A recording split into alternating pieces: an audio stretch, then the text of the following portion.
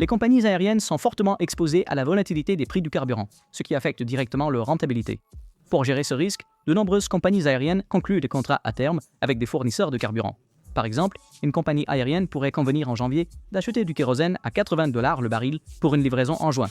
Si les prix montent à 100 $ d'ici là, la compagnie aérienne économise 20 $ par baril grâce au contrat à terme.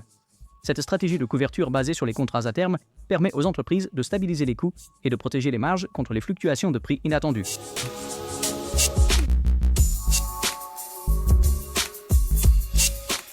Un contrat à terme est un accord privé entre deux parties pour acheter ou vendre un actif à un prix spécifié à une date future. Contrairement aux contrats à terme standardisés, les contrats à terme sont personnalisables et négociés de gré à gré, ce qui signifie qu'ils ne sont pas standardisés ni régulés par une bourse. Les actifs sous-jacents courants incluent des matières premières comme le pétrole ou l'or, des devises comme le dollar des États-Unis contre le yen japonais, et des instruments financiers tels que les bons du Trésor ou les obligations d'entreprise.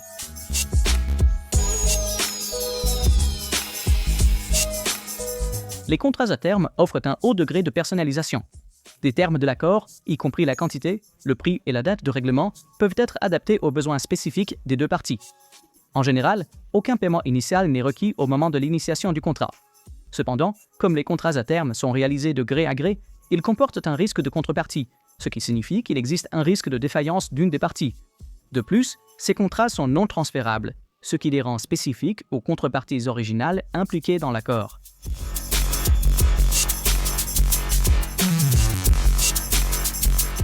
Le prix d'un contrat à terme est généralement calculé en utilisant le modèle du coût de portage. La formule est la suivante. Prix à terme égale au prix au comptant multiplié par 1 plus le taux d'intérêt sans risque élevé à la puissance du temps jusqu'à l'échéance. Cette formule garantit que le prix à terme reflète la valeur temporelle de l'argent ainsi que les coûts de stockage ou de financement associés à l'actif sous-jacent.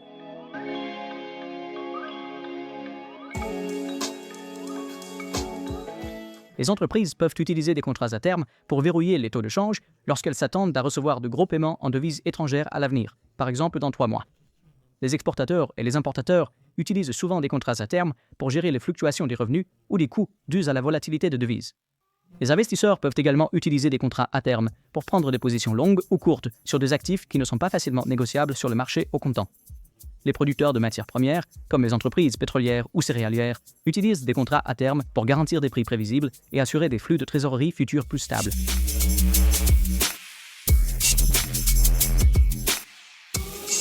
L'un des principaux risques des contrats à terme est le risque de crédit, ou le risque que la contrepartie fasse défaut sur l'accord. De plus, les contrats à terme manquent généralement de liquidité, ce qui rend difficile la sortie du contrat avant son échéance. Contrairement aux contrats à terme, les contrats à terme fermes ne sont pas réglés quotidiennement, donc les pertes peuvent s'accumuler au fil du temps sans règlement intermédiaire, une caractéristique connue sous le nom d'absence de marquage à la valeur du marché. Enfin, les contrats à terme fermes ne nécessitent généralement pas de dépôt de marge, ce qui abaisse la barrière à l'entrée, mais augmente l'exposition au risque de contrepartie.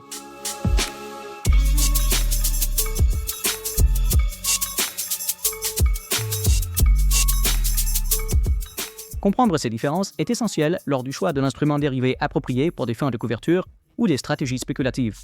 Les contrats à terme offrent flexibilité et personnalisation, tandis que les contrats à terme standardisés offrent liquidité, transparence et risque de crédit réduit.